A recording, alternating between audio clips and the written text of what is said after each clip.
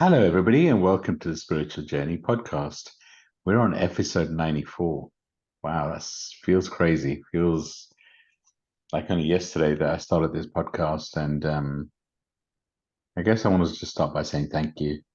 I really do appreciate all the messages we get on a weekly basis and feel proud that this podcast is getting to so many people. And, our intention is just to share whatever comes through for us and like a passion project. So I feel very, very blessed at this moment. So thank you, everybody, for listening in. And this podcast won't be where it is without my co-host, the beautiful, the stunning, the healer extraordinaire, and now published author, Stacey Brown. Stacey, do you want to introduce yourself?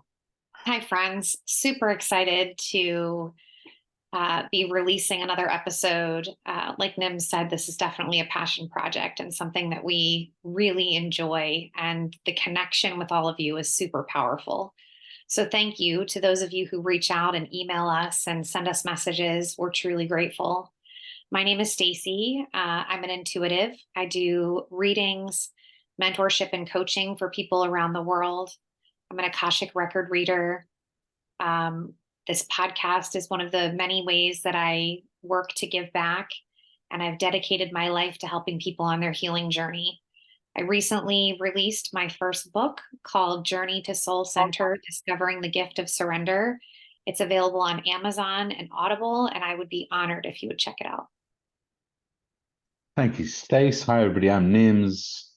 I'm a Akashic record reader, Akashic trainer, podcast host, podcast creator, as well as a spiritual coach and mentor. And I really feel blessed with the people that we can guide. I really do feel that anyone that we work with is assigned to us on a sole contract basis, and yeah, I feel blessed that we can guide so many to shine their light. It feels like that sort of period where we've been pushed to really kind of decide how we're here, what we're here to serve, and yeah, I really feel the energy is changing and evolving, and I guess on that note, we love what we do. We love, we like we've already said, we read Akashic records, we do mentoring, we do coaching, and we've had what we decided to do because of the time and because of the energy.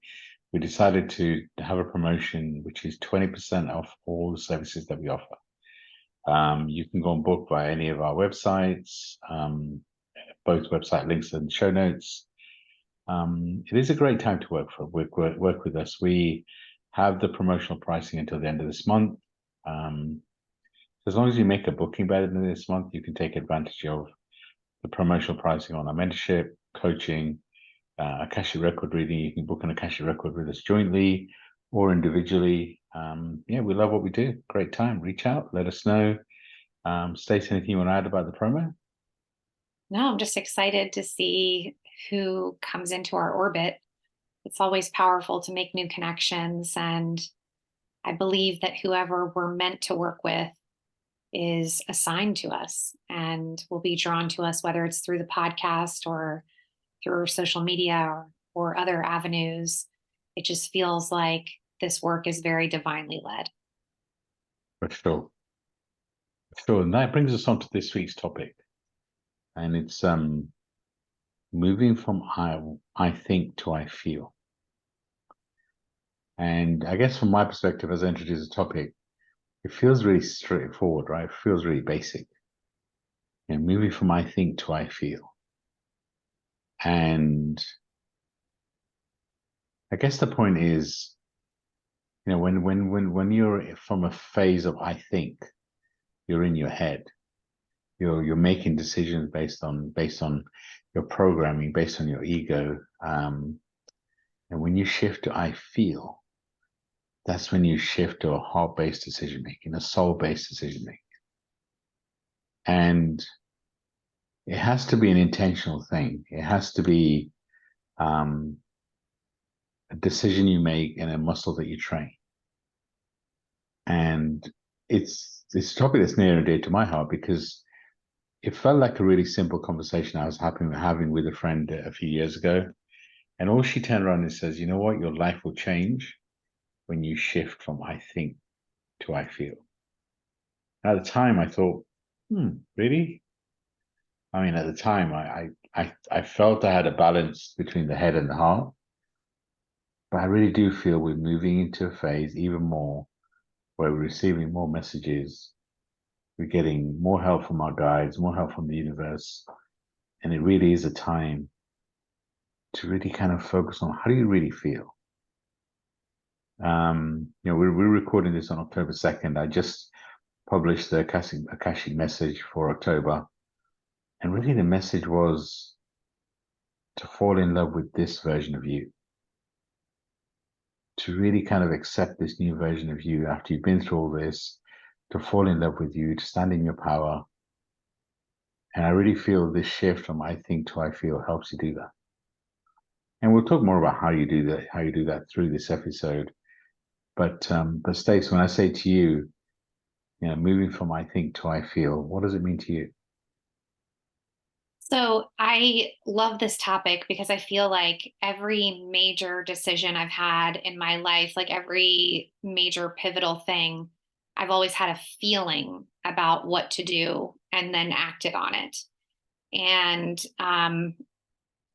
I'm sitting here right now thinking about my book, and I remember this kind of pivotal, this is just an example, but I remember this like pivotal feeling of the manuscript being done, but the book not having a name. And you and I were in the car driving in the UK, and you asked me like what's the title of the book, and I was like, I have no idea.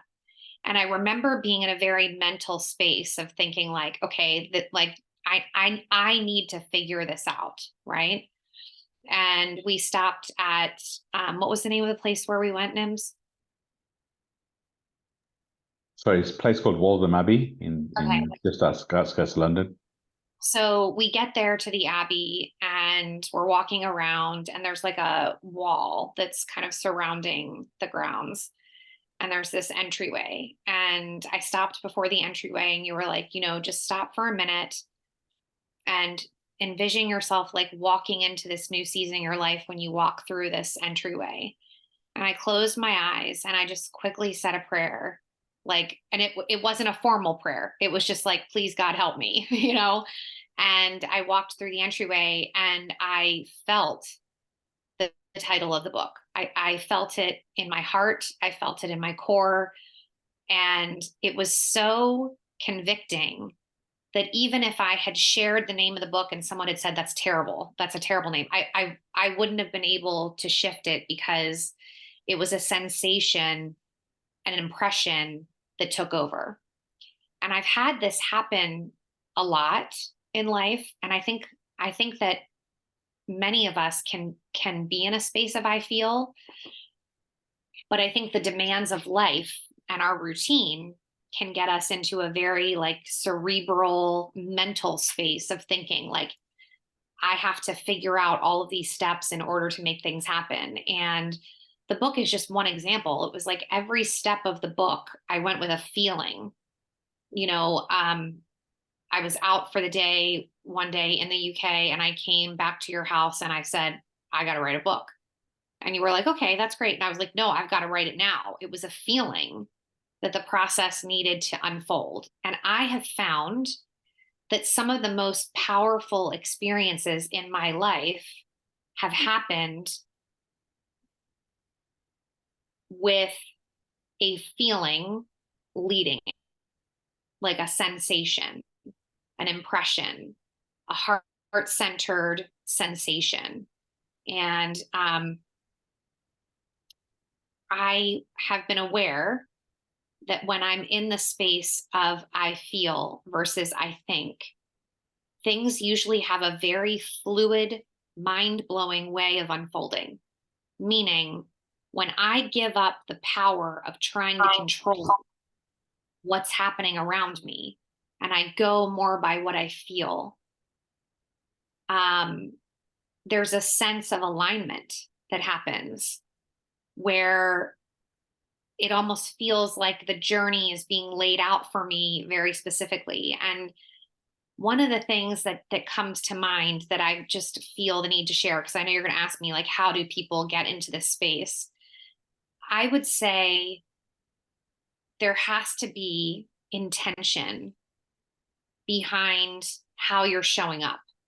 Meaning, it would be impossible to evaluate how you feel about something if your world is chaotic and there's no space for you to process anything. And so, the first thing I would say to anybody who's in this season of wanting or desiring to feel more, it would be to do less. We always think like there's got to be all these action steps that we take. But when it comes to how you feel, I really believe there needs to be a process of turning inward and truly listening to the sensations that you have around whatever decision you're trying to make, whether it's with your family, your kids, your spouse, your job, the place you live, whatever it is. When we are in a frantic space, it's really, really hard to feel.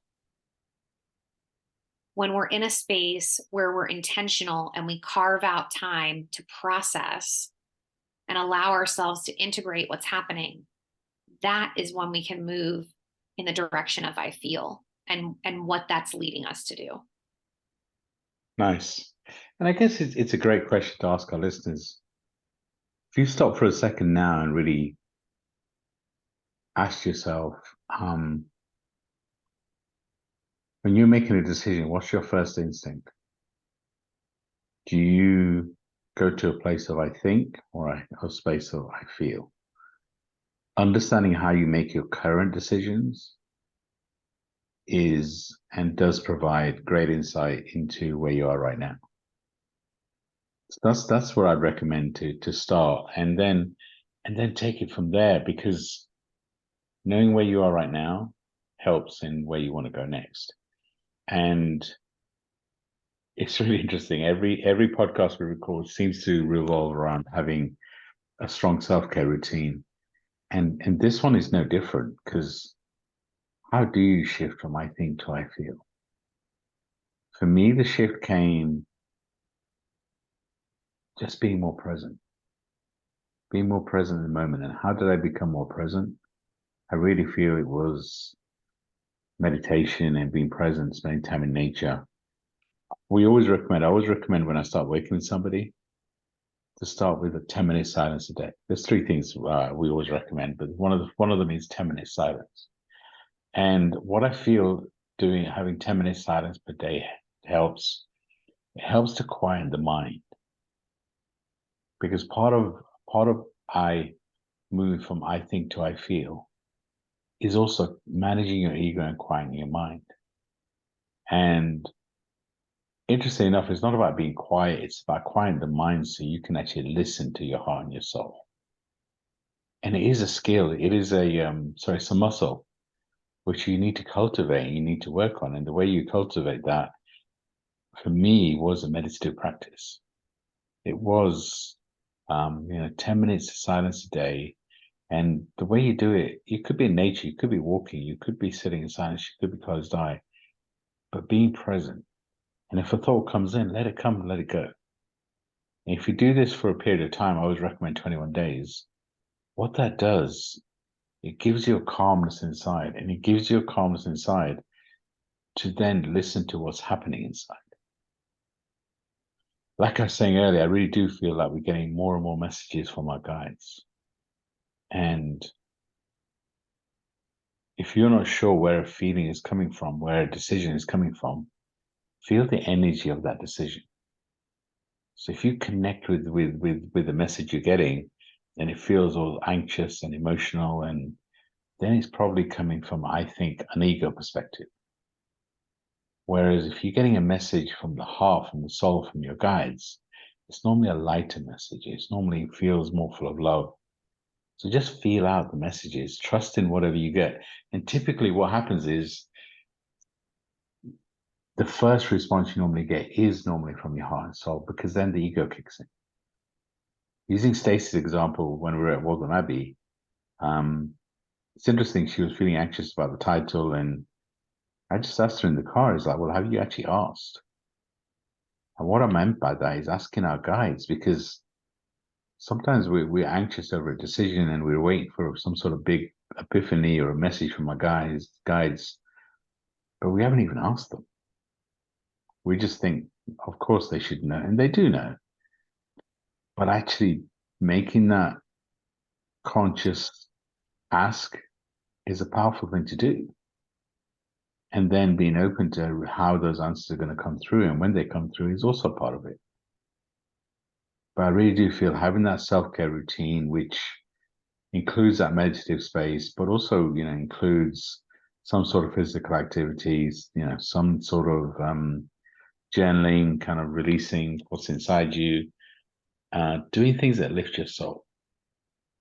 All of those things are really important to give you a base, to give you more presence inside. So once you're more present and you're calmer and you feel the passion inside you, from there it's like a muscle. You'll start to automatically feel. But my recommendation to begin with is just start by, whenever you're in that space of, I'm not sure, am I coming from a space where I think or I feel?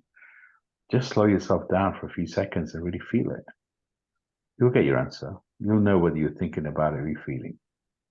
And if you get the answer that you're thinking, then really stop and just ask yourself, how do I feel about this? If you're trying to make a decision, or if you're thinking about a person, really kind of make a conscious thing about, okay, how do I feel about what's happening? Because your ego is trying to protect you. Ego stands for Earth Guide only. So, and your ego gets a bad rap. Ego is not a bad thing. What it's trying to do is protects you, and doesn't want you to change, because if you change, you might get hurt. So it's not a bad thing. It's trying to protect you, but sometimes you've got to just talk to your ego and say, well, I don't need protecting. And your leaps of faith, your bigger decisions, your potential for growth, a lot of the time is going to come from your heart and soul. It's going to come from a feel perspective rather than a think perspective. So the first thing I can really advise our listeners to do is just become aware. Just become aware of where are your decisions coming from, where are your thoughts coming from, where are you really right now making a decision from. And if it is I feel, then make a conscious decision to shift it. Just remind yourself as often as you can, well, hold on, is this from an I think or I feel? Is it from I think, I feel? Okay, if it's from I think, I'm going to make a conscious choice to really ask, how do I feel about it? And the other thing is ask your guides for help. If you're trying to make a decision, then ask them for help. Just be open to receiving the answers in as many different ways as you may receive it. And I honestly, that one simple conversation where a friend of mine said shift from I think to I feel really was a life-changing conversation, because it made me aware. And when you become aware of what's happening around you, when you become aware of what's happening inside you, from that awareness, you can make a decision to do something different. So it's like when we're talking about the topic of this week's podcast, I was thinking, well, this is such a simple thing. I could summarize in a few minutes. We're going to be able to record a full episode. But once you get deeper into it, it is a simple change. And I think about when I started this podcast, my objective of this podcast was to simplify spirituality. Because in many ways, I think spirituality is simple. It's really about being present in the moment and doing the work that you need to. I'm not saying the work is easy. I'm not saying that, you don't have to go through a journey to do the work on your, your awakening story, your spiritual journey. But we do complicate it, by looking for answers in all the weirdest places, kind of stressing out about, are we doing the right thing? Have I missed out on something? What's my destiny? What's my purpose? All these questions which are important when, if we could just focus on this moment, if we could just focus on our heart and feel what we feel, then maybe this journey does become simpler. How do you feel about that, Stace? I think it's a very simple concept, but I would say in the world that we live in, it's one that challenges people, because life happens, and whether you have kids or you've got a demanding career or you've got a busy home life, like whatever it is, there's always noise. We're in a world that just it's like a badge of honor to say how busy you are, right? To say how much of a demand there is on your time. And so I feel like though this is a simple concept in the idea of taking time and being still and introspective, I do feel like it's something that a lot of people in our world struggle with. And with that being said, I feel that it's something that we're passing on to our children. Like that the busier you are, you know, the better you are, right? Like the more powerful you are, or the wealthier you are, or what have you. Like there's just all of these, like, if I push myself hard enough, then, you know, I'm gonna make shit happen. I just feel like that's kind of the world that we live in. And so the concept um can be foreign, even though it's simple, because a lot of people operate from that space of being super busy. And I know that by nature, I'm one of those people. I was raised with a father who was very fearful of not being successful and not having enough money. And it was like an ongoing theme that he was just constantly busy because it kept him feeling like he was in control, right? And when you're in that space, it's really hard to evaluate what you feel because what you think is overriding everything else. And it has been a process for me to get to that space of stillness and to be able to receive. Um, I would say one of the things that really helps me is writing. And we've talked about journaling on here so much.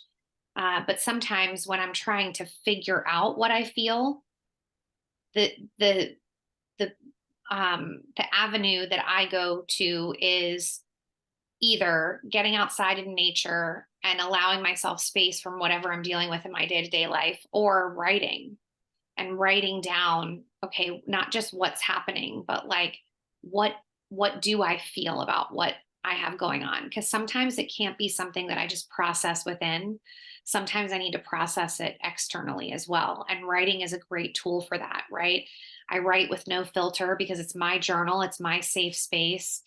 And a lot of times, even in my writing, it's clear that I'm shifting from I think to I feel, because I'll start off writing about the things that I'm thinking, and then it shifts into what I'm feeling about the things that I'm thinking. So I just would say to anybody who has a really busy life, as much as this seems simple, it can be challenging if you thrive on a space of being busy. Because if you're constantly busy, it's going to be really hard to check in and see how you do feel about whatever circumstance you're facing in your life. And when you can make that shift into I feel, it's a place of decision making that's very calm. It's a space that is peaceful, and it is a space that is very honest, right? Because we lose like the excuses, we lose the filter, and it's just us with whatever sensations we're going through, whether they be positive or negative.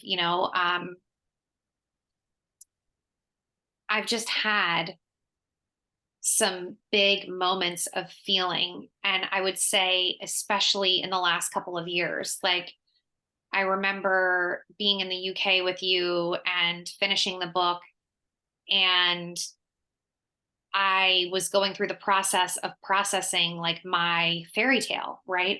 And this very powerful part of the book writing process. And I reached out to my husband at the time, feeling like I needed to connect with him and I needed him to feel what I felt from that part of the book writing process. And he was inaccessible, unavailable for like a full 24 hours.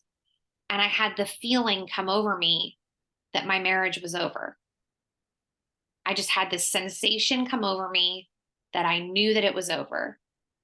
And I came home, like, I don't know, a week after that. And within the first day of being home, it was confirmed that my feeling was right, that my marriage was over. Not everything that you feel is going to be a positive. You know, some of the things that we feel are super emotional, super vulnerable, super stressful, which I think is why a lot of us stay busy and avoid feeling, because we're afraid of what might come up, right? But in allowing myself to feel marriage was over, I was then able to start processing it and what that meant for my life, right? Like, what is it going to mean for me to be single? What is it going to mean for me to go through a divorce? How do I feel about all of this? And I've done a lot of soul searching and a lot of feeling in this season. And every decision that I have made since the decision that my marriage was over, every decision that I've made, major decision about where I'm living, working, my day to day life, all of those things, I have made the decision from the space of I feel. I'll give you another example. I know I'm all over the place with examples, but this is my life now, right? I operate from a space of I feel. So for those who don't know, I have 4 kids, and my son 4 years ago went through just hell with mental health and substance abuse issues. And um, he tried to take his own life, and he ended up in the hospital in shock trauma. And I stopped working as a hairdresser to be his caregiver. And after like the immediate need for me had passed and he was healing, I tried to go back to doing hair, and I felt like I was having an out of body experience.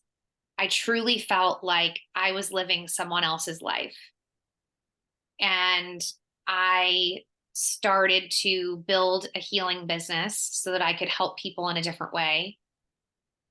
The whole time thinking I have no idea what I'm doing, but feeling that it was the right thing. And I don't know if anybody can relate to that, but thinking, oh shit, what am I doing? And feeling like I'm doing the right thing. And so here I sit with you, I don't know, I'm like a year into the process, maybe a little bit more, of like being on my own and building this healing business. And there are moments where I'm like, practically speaking, like I should quote unquote be doing this or doing that. But the feeling is that I'm doing the work that I'm meant to do, and I'm meant to help a lot of people. And so every day when it comes to what I'm doing, I'm literally living my life based off of the feeling that this is what I'm supposed to do. Whereas practically speaking, somebody could be looking in from the outside and say, Stacey, you just went through a divorce. You're a single mom. You need to go back to doing hair. And the feeling has been, no, this is what I'm meant to do. And so, on top of like my personal life going through this massive shift, my professional life went through this massive shift. And I've trusted the feeling versus what I'm thinking, because I find that what I think tends to be very fear based, very ego based. And what I feel is very heart centered and intentional. Nice, powerful stuff. And I said earlier that um maybe the spiritual side is simple. I want to reiterate, it doesn't make it easy, because the example you gave around hairdressing, I've seen you struggle with it. I've seen you at times thinking, well, am I doing the right thing? Because your head's been like, your ego is like, well, keep doing what you're doing. You'll be successful. Why do you want to change? Why do you want to change? And your heart's like, no, I know what I'm here to do. And that conflict we all go through, right? There's a head and a heart conversation that needs to happen, and both have a role to play. So it's not about not listening to your head. It's about being aware of the messages coming from your head. And as you said, a lot of the time the messages come from the head are emotional, are fear based, whereas the heart is emotional, but it's more love based. And it's not like it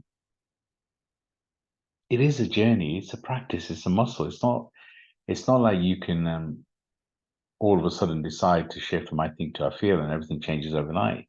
It is a journey to go through in terms of accepting and understanding where you're making decisions from. Because I mean, I remember when my mentor, Sidra Jeffrey, who you know, who's part of this podcast, right? I talk a lot about her in this podcast. She passed away in March 2020, and when both of my parents passed away, I had a very strong emotional reaction, which you'd expect. And Sidra, who was my mentor friend, really good friend, and I really thought we were going to do lots of healing the world together. When she passed away, the work that I'd done to truly kind of be from a feel perspective rather than think perspective helped me to integrate that she was exactly where she meant to be. It really helped me to understand that. And there was, I mean, obviously I missed her emotionally and, she was a big part of my life, but somewhere it came from a knowing that she was exactly where she was meant to be. It was a feeling. And she's now one of my guides. And, I mean, I still miss her humanly, obviously, but I just felt that she was exactly where she was meant to be. And it is that feeling, that knowingness. And you're right, it is when we're having to make a life-changing decision like you were making about, leaving your partner, there is implications. But when you trust your gut, there's a knowingness that you're doing the right thing. There's an unknown. Sure, there's a scary unknown. Your ego's like, what are you doing? What are you doing? Are you crazy? But it's like when you connect with your gut and you know, like you know, like you know, that drives you to a different level. And it is a muscle. And if we go through some of the steps we've already talked about, asking yourself and becoming aware is always the first step. So start by asking yourself, do some kind of silent meditation, whatever works for you, but do it for a period of time. Certainly journal, your thoughts and emotions, really understand what's happening inside. That really helps. Kind of reflect and question what's happening in your world, because it's like you'll start to get insights when you start really asking yourself, am I thinking or am I feeling? You'll start to get insights on who you are, and then ultimately you'll start to receive more from your heart, and then trust your gut, trust your intuition, trust where it's coming from, kind of really connect. And this again may sound simple, but it is a big part of your spiritual journey. Talk to people around you. Maybe get, if you feel like you need to get a mentor or coach, but also talk to people around you and really ask them, hold on, and be open to receiving feedback, because the universe gives you feedback. Take your time and be patient. But ultimately, when you get the messages from your gut, like Stacey was talking about, trust in those messages and take action from those messages. And Stacey, you raised another really important point, and that is actually came up in the Akashic message for October 2, is I feel like we're in a phase where we need to get to know this version of ourselves. And what does that look like? That looks like, and really asking yourself the question, how do you feel about yourself? Do you feel comfortable spending time with yourself in your own company? Or are you always looking for to spend time with somebody else? Are you always busy and are you always on the go? And does that mean that you really can't ask us and have time to ask us a question about, do I think or do I feel? Because sometimes that busyness is manifested because there's stuff happening inside you that you don't want to deal with. But when you start thinking about this question, I think, do I feel? It almost forces you to take stock of what's happening inside you. And so if you are in a space where you're always busy, then I challenge you to ask, well, hold on, am I manifesting this busyness because there's stuff inside me I don't want to deal with? And the 10-minute silence in the journal we talked about will also bring stuff up. So use this question to really understand what's happening around you and challenge yourself to truly shift from I think to I feel. And it is a journey. It is about being kind with yourself as you do it. And at the same time, ask yourself, how do you feel about yourself? How do you feel about spending time with yourself? How do you feel, when you have a conversation in the mirror? What is it? What are the parts of you that you're not talking to? What are the parts of you that you need to work on, that you need to heal? This is a deep question which may seem simple, but if you're open to the magic of the world that's happening around you, maybe you'll start to get a deeper insight. So, Stacey, what would your advice be to people who are maybe struggling with life at the moment? When we suggest something as simple as, I am shifting from I think to I feel, maybe it almost feels too easy. What would your advice be? Um, I I feel like it can be life changing when you shift, and it can have a ripple effect on all areas of your life. And I think the subject matter sounds easy, but the getting still with yourself and allowing yourself the time to be introspective and um, kind of understand yourself more can be complex if you haven't done it before. And my advice would be to take some time out for you, and maybe like yesterday, the weather was beautiful and I didn't have my daughter for a few hours. So I went to the park and I walked and just allowed myself to be in nature and just feel whatever was going to come up. Maybe you start with um, little steps to navigating through that, especially if you're somebody who has always operated from a space of I think. That ego space, that mind space is very different than the way that we're talking about being. And I believe that it's just like a muscle and it takes time to strengthen it. But maybe you're somebody who can't just sit in silence. Maybe you need to go for a walk and just remove yourself from your environment and get outside. Maybe writing would allow you the space to process. I don't think there's a one size fits all when it comes to this space of feeling and being. I believe that we're all kind of figuring out our recipe. And for some people, you know, sitting in a quiet space and being for 10 minutes is no problem at all. But for others of us, it's a space where our mind starts going and we can't shut it off. And that's when we've got to get creative with how we're connecting. And so, like for me, walking or running has been my space where I feel, and I allow myself the space to do that. So I would encourage our listener to take some time to experiment and see what avenue works for you. Is it writing? Is it meditation? Is it being out in nature? Is it going for a drive in your car and just zoning out? Allow yourself some time to explore what this looks like for you, because for every single person, it's different. And I don't believe that we can strategically figure it out. I believe we have to be open to experimenting to figure it out. So that's where I would advise somebody to start. Figure out what avenue allows you the space to really feel and be. Yeah, no, I agree. And it's that it is challenging yourself too, right? It's that definition of insanity is keep doing the same thing, expect a different set of results. So do something, try out the different things. But it's easy to, if you've never meditated before, sit down one time and your mind gets super busy and you're like, I can't do it. I can't do it. Not going to work for me. And then I'll move on to something else. Unless you try something for a period of time, how do you know it's going to work? Because it's that practice makes never perfect, but practice makes it better. It's like you can't go to the gym one time and all of a sudden think I'm fit. It's that repetition that really helps you to understand.